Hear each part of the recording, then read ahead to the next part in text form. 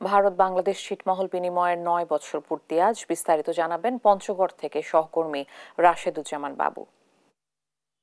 একটি দেশ, একটি মানচিত্র, একটি ঠিকানা, এ নিয়ে যুদ্ধ করতে হয়েছে দীর্ঘ ৬৮ বছর। অর্থাৎ বিভিন্ন আন্দোলন সংগ্রামের মধ্যে দিয়ে কিন্তু আসলে দাবি আদায়ের চেষ্টা করেছে দীর্ঘ ৬৮ বছর। এই ৬৮ বছরের পরেই অবশেষে কিন্তু ২০১৫ সালের আজকের এই দিনে সেই কাঙ্ক্ষিত যে সুফল সেটি কিন্তু পেয়েছে। অর্থাৎ পঞ্চগড়ের অভ্যন্তরে ৩৬টি এবং সারা বাংলাদেশে ১১১টি যে ছিটমহল রয়েছে তার অধিবাসীরা। আমরা দেখেছি যে আজকে ৯ বছর পূর্তি হলো। এই ৯ বছরে কিন্তু আসলে বর্তমান সরকার ক্ষমতায় রয়েছে। এই সরকার কিন্তু বিশেষ ভাবে নজর দিয়েছে কিন্তু এখানকার যারা উন্নয়ন বঞ্চিত ছিল ৬৮ বছর, এই ৬৮ বছরে কিন্তু সেই উন্নয়নের ছোঁয়া ৯ বছরেই অনেকটা লেগেছে বলে আমরা জানতে পেরেছি। বিশেষ করে আমরা দেখেছি যে আমার পিছনে যে হর্টিকালচার রয়েছে সেটি একটি ভবন।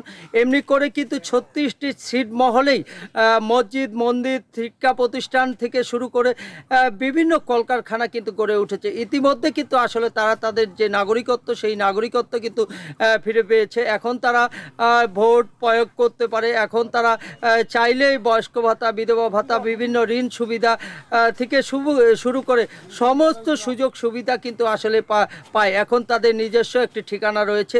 এই ঠিকানায় আসলে তারা বসবাস করছে।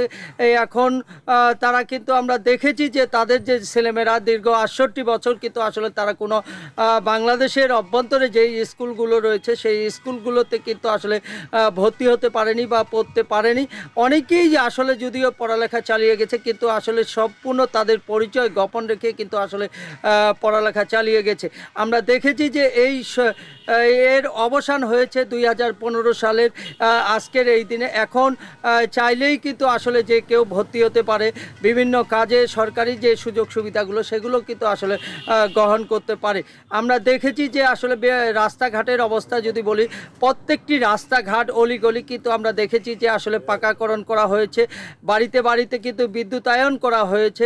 এমনি করে কিন্তু স্যানিটারি ন্যাপকিন থেকে শুরু করে সব রকমের যে সরকারি সুযোগ সুবিধাগুলো সাধারণ একজন নাগরিক যেভাবে পেয়ে থাকে সেই রকমভাবে কিন্তু আসলে এই বঞ্চিত মানুষগুলো কিন্তু এখন এই ৯ বছরে কিন্তু অনেকটা পেয়েছে। তারপরেও কিন্তু আমরা দেখেছি যে এইখানকার যারা মানুষ রয়েছে অর্থাৎ ছিটমহল অর্থাৎ নতুন বাংলা যেটাকে আমরা বলি, যে ৩৬টি ছিটমহলে যে নতুন বাংলার যে বাসিন্দারা রয়েছে তারা বলছে যে আসলে অনেক সুযোগ সুবিধা থাকলেও কিন্তু আসলে কিছু কিছু মানুষের জন্য অর্থাৎ স্থানীয় নেতৃবৃন্দর জন্য কিন্তু আসলে তারা অনেকাংশ বঞ্চিত হচ্ছে। অনেকেই বলছে যে আসলে তারা যাদের পছন্দ মতো যারা তারাই কিন্তু আসলে এই সুযোগ সুবিধা পাচ্ছে। অনেকেই যারা অপছন্দনীয় ব্যক্তি অর্থাৎ তারা কিন্তু এই সুযোগ সুবিধাগুলো পাচ্ছে না, যেই কারণে কিন্তু বারবার কিন্তু আসলে তারা বলছে যে আসলে এটি সঠিক নিয়মে হওয়ার দরকার, অর্থাৎ সবার জন্য সমান হওয়া দরকার। যেহেতু পিছিয়ে পড়া জনগোষ্ঠীর জন্য